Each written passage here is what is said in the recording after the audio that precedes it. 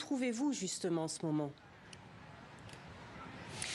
On se trouve en ce moment à Green Park, c'est à quelques centaines de mètres du Palais Royal, où il n'est désormais plus possible depuis hier soir de déposer des fleurs et des bouquets. C'est ici que cela se passe désormais, dans un endroit qui se nomme le Floral Tribute, l'hommage fleuri en bon français. Depuis le début de la journée, ce sont des milliers de Londoniens, de Britanniques et de touristes. On a pu croiser ici des touristes français, de retraités, qui n'en revenaient toujours pas de la concomitance de leurs vacances et de cet événement historique.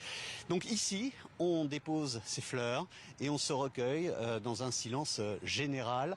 Ce mémorial, ici à Green Park, tout comme à Hyde Park d'ailleurs, sera présent jusqu'au 19 septembre, date des obsèques d'Élisabeth II. Alors quel est le programme du nouveau roi Charles III pour ces prochaines heures et même ces prochains jours avant le 19 justement ?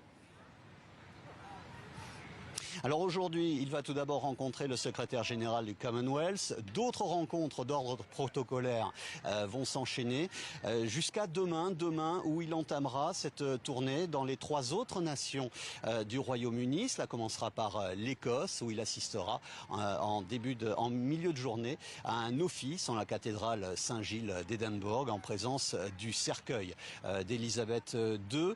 Il accompagnera ensuite ce cercueil jusqu'à l'aéroport. Le cercueil partira pour Londres. Le roi Charles III poursuivra sa tournée. Ce sera l'Irlande du Nord avec une visite à Belfast et ensuite le Pays de Galles avant de retourner ici à Londres. Merci beaucoup Florent Krebs.